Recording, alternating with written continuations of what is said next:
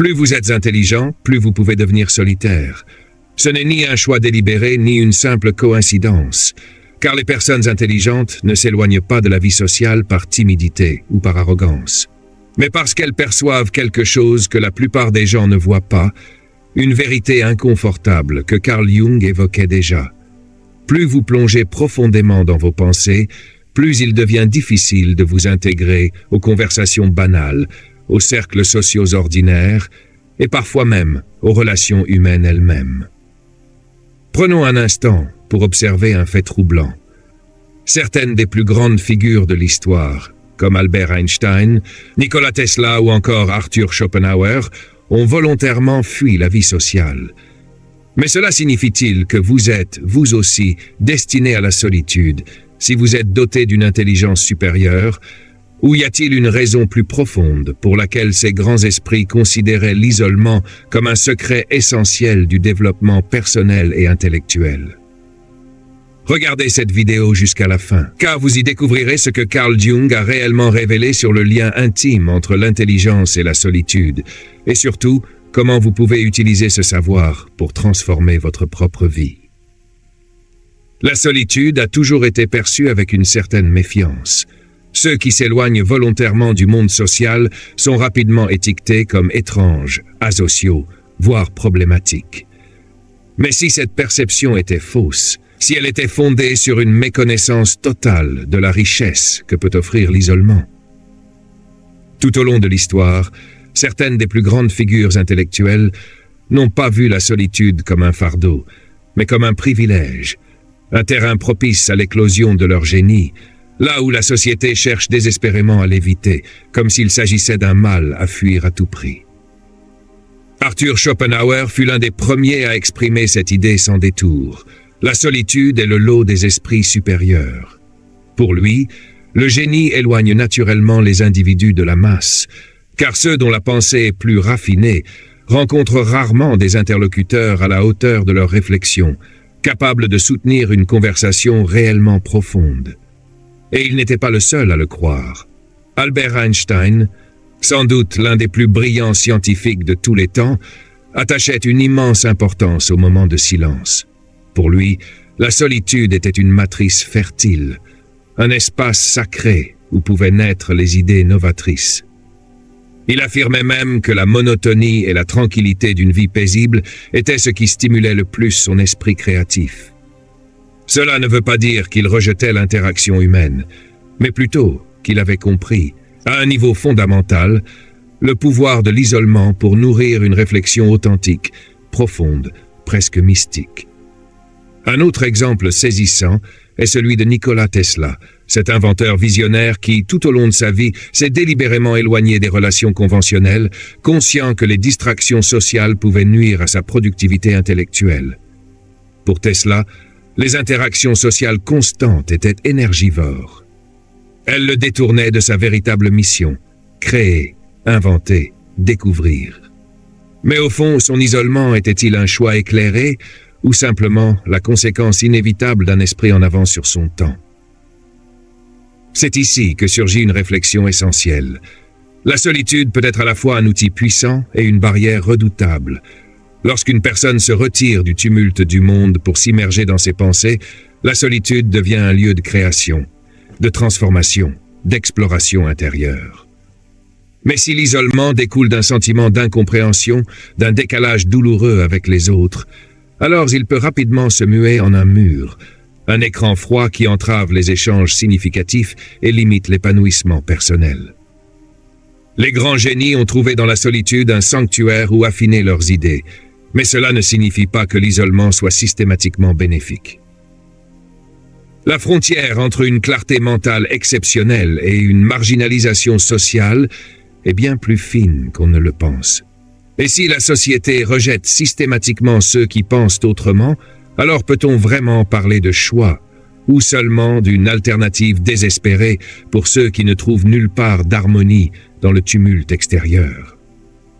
La vérité, c'est que certaines personnes trouvent leur joie dans les liens sociaux, tandis que d'autres trouvent leur paix dans le silence d'un espace intime. Carl Jung fut l'un des premiers à étudier sérieusement cette divergence.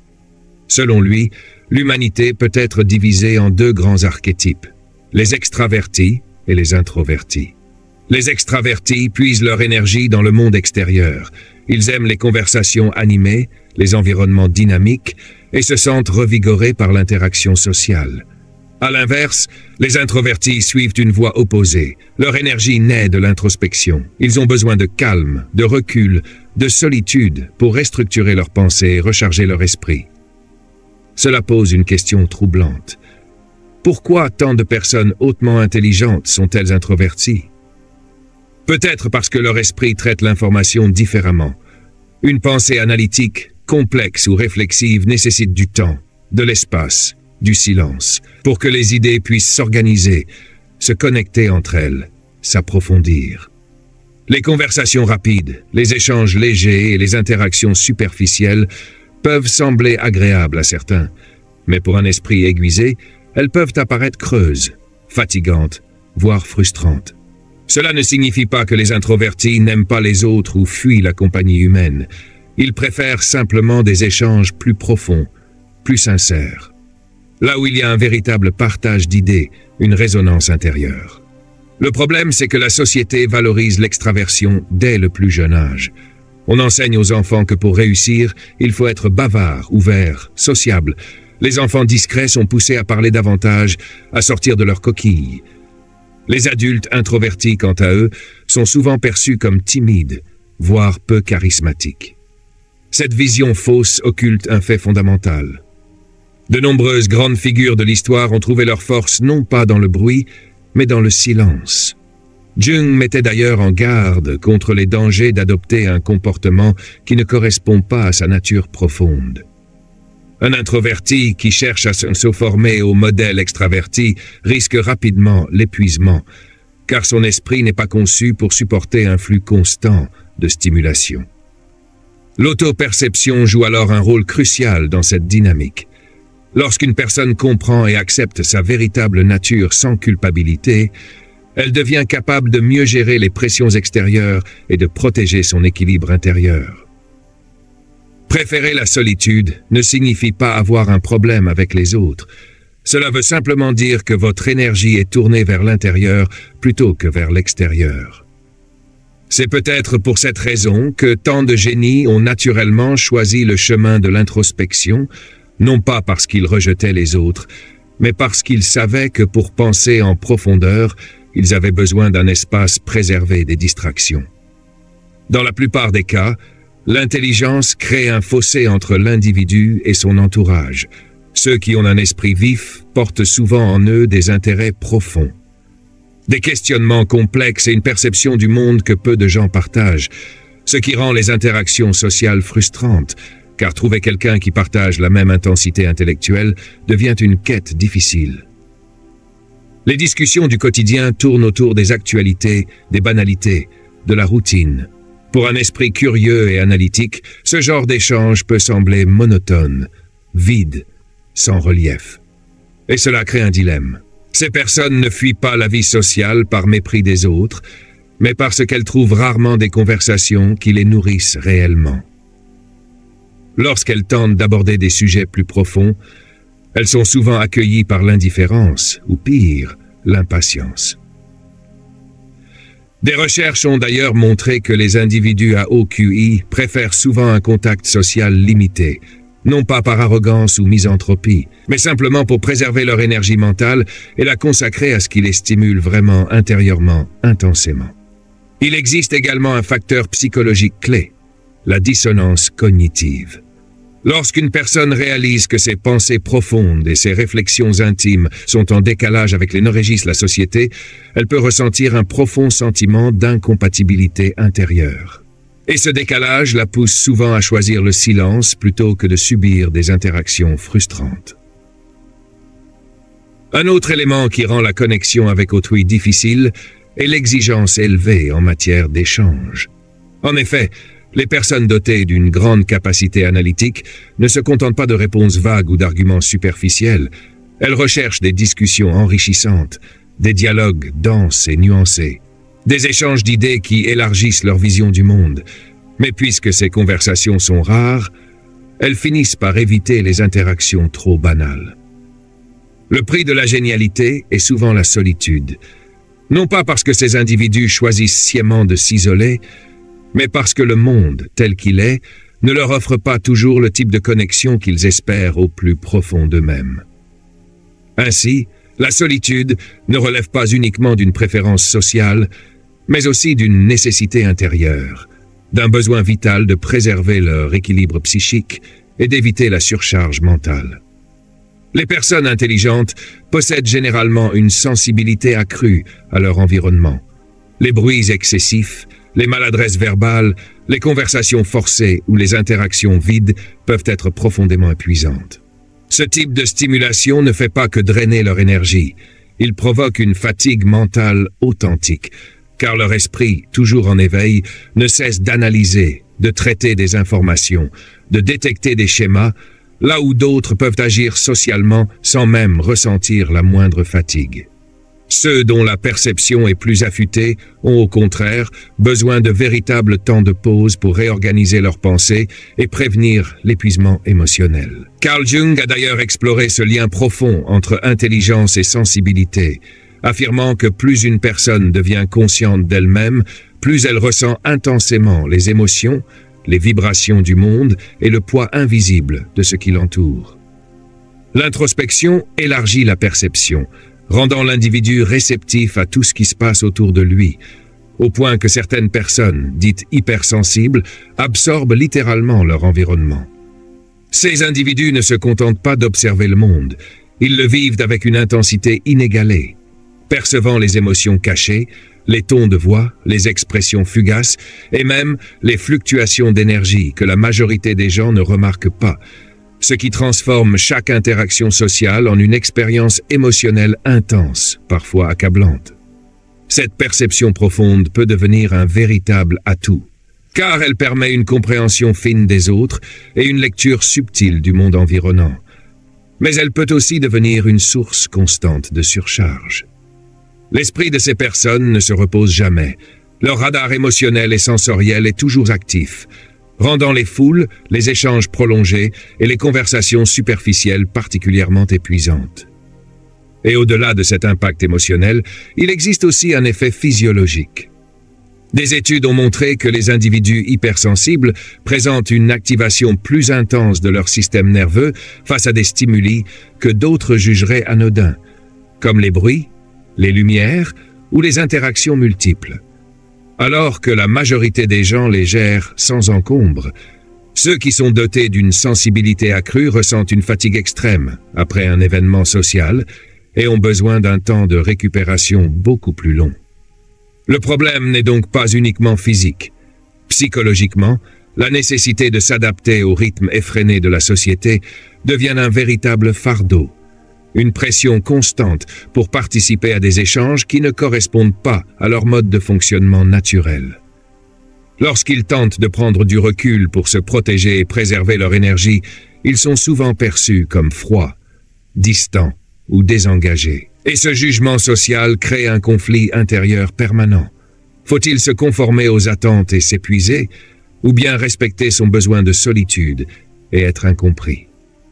Pour beaucoup, cette incompatibilité devient insoutenable avec le temps.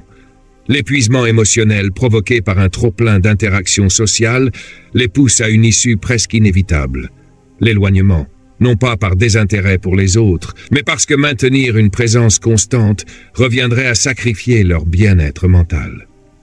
C'est pourquoi il est fondamental de comprendre ce mécanisme invisible pour éviter de tomber dans le piège de l'isolement extrême. Les personnes hypersensibles doivent apprendre à poser des limites saines, à reconnaître les moments où elles doivent se retirer pour se régénérer, tout en s'assurant que ce retrait ne devienne pas une fuite permanente. Au fond, respecter sa propre nature est essentiel, car il n'y a rien de mal à avoir besoin de silence pour réorganiser son esprit. Mais comment concilier ce besoin vital avec une société qui impose l'hyperconnectivité comme norme absolue? Nous vivons dans un monde qui valorise l'exposition permanente, la communication rapide et la socialisation intense, où le succès est souvent mesuré par le nombre de contacts. La présence à tous les événements et la capacité à être disponible pour n'importe qui à tout moment. Mais cette vision ne convient pas à tout le monde. Pour ceux qui perçoivent la vie avec plus de profondeur, cette pression d'être constamment accessible devient vite oppressante. La nécessité de maintenir des échanges superficiels, de participer à des discussions obligées, de s'adapter à un rythme social effréné, finit par engendrer une fatigue mentale considérable. Il existe une idée reçue, profondément ancrée, selon laquelle les personnes plus réservées ou introspectives seraient antisociales, arrogantes ou même déprimées, alors que tout le monde n'a pas besoin d'interaction constante pour se sentir vivant. Le problème, c'est que la société érige l'extraversion en idéal dès l'enfance. On encourage les enfants à parler fort, à se faire remarquer, à se montrer sociables, tandis que ceux qui préfèrent observer et réfléchir sont poussés à se transformer, à s'ouvrir davantage. Dans le monde professionnel, ceux qui s'expriment le plus fort et qui prennent la parole sont souvent vus comme plus compétents, même s'ils ne détiennent pas forcément plus de connaissances. Et ce modèle crée un conflit intérieur pour les esprits plus introspectifs, car l'effort de s'y conformer finit par les user émotionnellement au point que certains rêvent simplement de se retirer. Carl Jung, déjà à son époque, critiquait cette obsession moderne pour l'interaction permanente.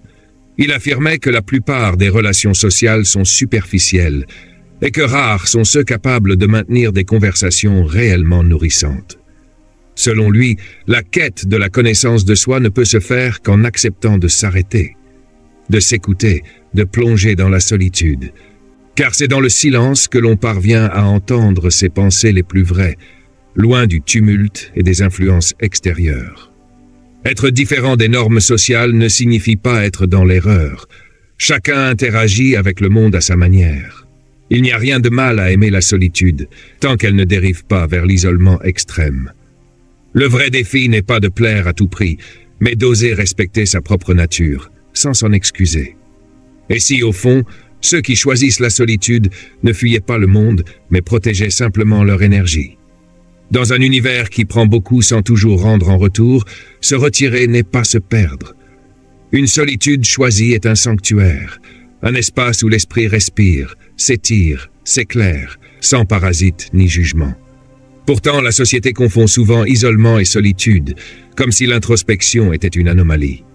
Se retirer n'est pas renoncer aux autres, c'est créer un terrain fertile pour explorer, comprendre, grandir.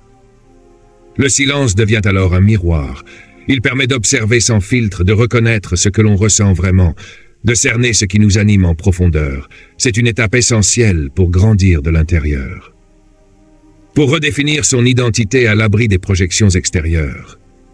La solitude est un incubateur pour les idées neuves. Mais pour que ces idées prennent forme, elles doivent parfois s'exposer à la lumière du lien humain. Trop d'interactions dispersent l'esprit. Elles émiettent l'attention, elles empêchent la pensée de s'approfondir. À l'inverse, un esprit apaisé nourri de silence peut générer des visions inédites. Il y a aussi dans la solitude une forme de liberté totale, celle d'être pleinement soi, sans après, sans filtre, de ne plus avoir à se conformer. Car beaucoup vivent dans l'attente d'une approbation extérieure, modelant leur comportement pour être acceptés. Mais l'acceptation la plus puissante ne vient pas des autres. Elle naît en soi, elle s'ancre dans la paix intérieure. Jung appelait cela l'individuation, le moment où l'être s'affirme dans sa singularité. Se détacher du vacarme n'est pas fuir, c'est ouvrir un espace d'évolution. C'est choisir de grandir sans masque, sans détour. Mais attention, cette liberté n'a de sens que si elle est choisie. Lorsqu'elle découle de la peur ou du rejet, elle peut enfermer au lieu de libérer. La solitude n'est féconde que lorsqu'elle ne devient pas une fuite. Il est vital de différencier solitude et isolement. La première élève, le second peut enfermer. La solitude vraie est une plénitude, l'isolement profond, une coupure. L'équilibre est la clé. Apprendre à s'écouter sans se couper du monde. Utiliser le retrait pour se retrouver. Comprendre ses émotions, aligner ses intentions, sans pour autant tout fermer. Car la liberté ne réside pas dans le nombre de relations. Elle vit dans la paix intérieure, dans cette capacité à rester entier, qu'on soit seul ou entouré. La solitude peut libérer ou peser. Tout dépend du regard qu'on y pose. Elle peut être un choix lumineux ou le résultat d'un éloignement subi. Et c'est cette nuance qui change tout. C'est elle qui détermine si la solitude sera un tremplin ou un frein. L'isolement choisi est un acte conscient, une envie d'étudier, de créer, de respirer. Un besoin d'introspection. Il ne s'impose pas, il s'offre. Dans cette version-là, on se sent bien seul parce qu'on s'appartient. Mais l'isolement subi, lui, est tout autre. Il découle d'un mal-être, d'un rejet, d'un profond sentiment de décalage. Il ne nourrit pas, il vide, il ne protège pas, il enferme, il ne guérit pas, il coupe. Et c'est là qu'il faut être attentif à l'impact émotionnel qu'il provoque. La bonne solitude pacifie, clarifie, inspire. La mauvaise fatigue, attriste, paralyse. Ce n'est pas le silence qui compte, mais ce qu'il éveille en nous. Et pour cela, la durée joue aussi un rôle essentiel. La solitude peut être revitalisante, un souffle pour l'âme. Mais lorsqu'elle s'étire trop longtemps, sans aucun lien humain, elle peut fragiliser. L'absence de connexion profonde creuse en silence un isolement émotionnel, rendant le retour vers les autres plus douloureux. C'est pourquoi trouver l'équilibre est vital. Un juste milieu entre retrait et partage. Accorder de la valeur à ces moments seuls, sans culpabilité ni pression extérieure, est fondamental pour évoluer. Mais il ne faut pas pour autant se couper du monde, car la croissance vient aussi de l'échange, du miroir tendu par l'autre. Le vrai défi n'est pas d'éviter la solitude, c'est d'en faire un outil, un espace fertile. Être seul ne signifie pas être sage, et être sage ne veut pas dire vivre replié. Pourtant, il existe un lien réel entre solitude et pensée profonde. L'esprit qui cherche à comprendre a besoin d'espace, de silence. Si l'on est constamment stimulé, sollicité, happé par l'extérieur, la pensée se disperse, elle devient floue, éparpillée. Là, la solitude devient une nécessité, elle devient respiration.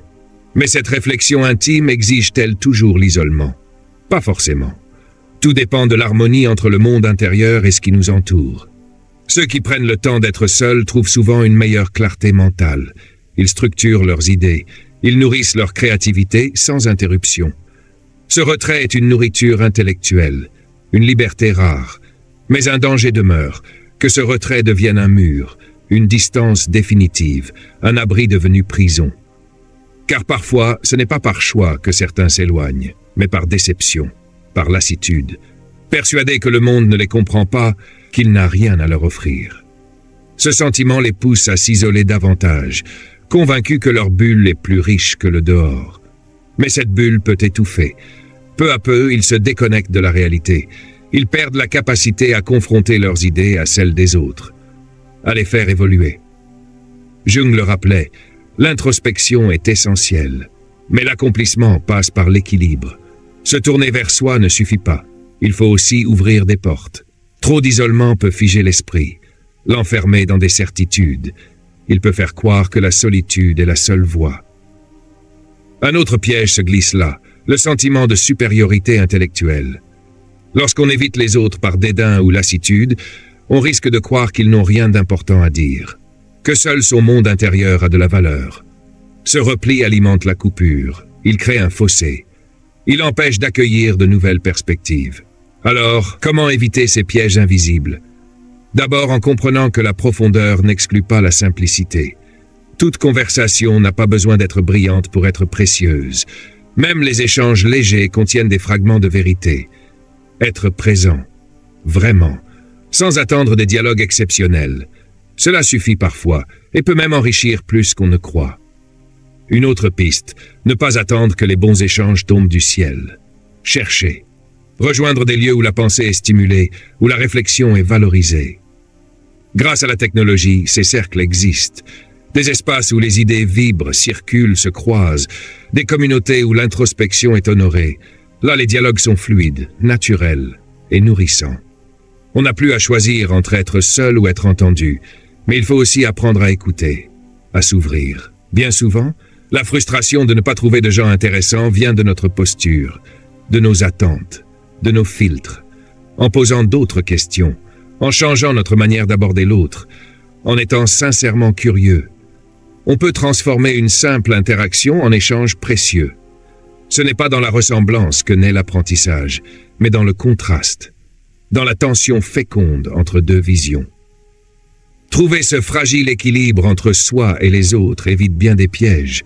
Cela nous protège à la fois de l'étouffement mental et de la solitude extrême, car le recul est essentiel. Il éclaire, il apaise. Mais c'est dans le mouvement entre l'introspection et l'interaction que l'esprit respire pleinement.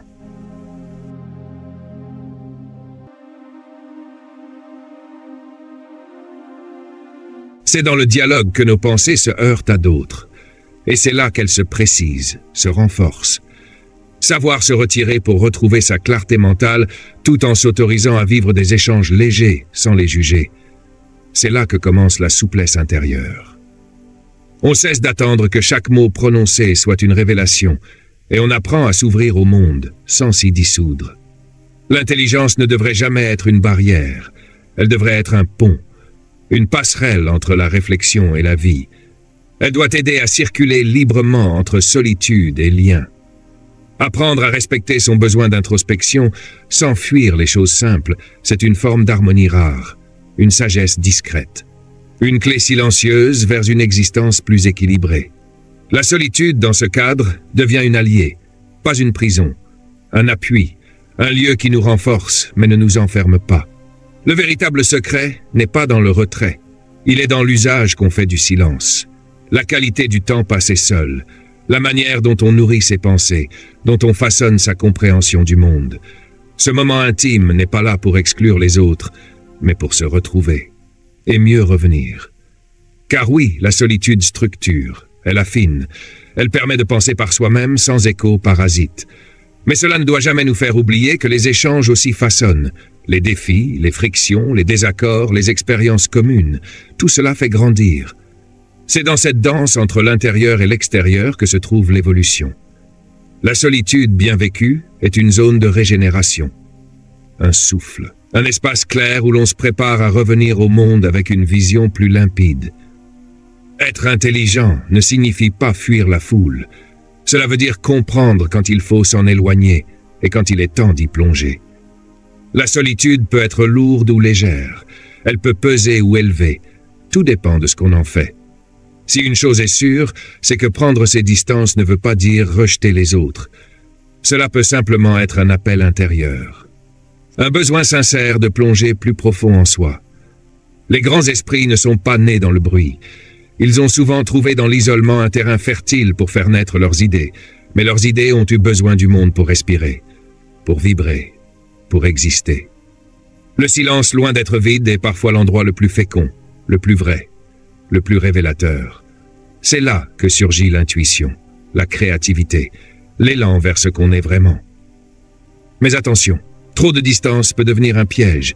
Si l'on se coupe totalement du monde, on perd ses repères, on oublie les nuances, on rate des leçons précieuses. Voilà pourquoi l'équilibre est vital. Être seul, oui, mais pas absent. Réfléchir, oui, mais sans se couper. S'interroger, tout en restant en lien. Car la vraie question n'est pas de savoir si les personnes intelligentes évitent le monde, mais de comprendre pourquoi certaines ressentent ce besoin. Ce n'est pas toujours un choix. Parfois, c'est une protection. Une réaction face à un monde trop agité, trop rapide, trop creux. Il faut donc apprendre à reconnaître cette dynamique, à l'apprivoiser, à l'accepter. Le modèle dominant n'est pas fait pour tout le monde. Il étouffe certains esprits sensibles, il écrase certaines pensées fines. Trouver son propre rythme, c'est se libérer. Respecter son besoin de recul, c'est se retrouver. La solitude n'est pas une ennemie, elle peut être une alliée fidèle. Elle peut guérir, recentrer, apaiser. Elle permet de mieux se connaître et de tisser avec les autres des liens plus vrais. Maintenant, prenez un moment. Observez vos silences. Écoutez ce qu'ils vous disent. Analysez ce qu'ils changent en vous. Trouvez votre équilibre. Introspection, connexion. Que la solitude devienne votre allié. Si cette réflexion vous parle, écrivez en commentaire « La solitude est mon allié ». Et n'oubliez pas de vous abonner, d'activer la cloche et de partager ce message avec une âme qui pourrait en avoir besoin. On se retrouve bientôt, dans un autre silence,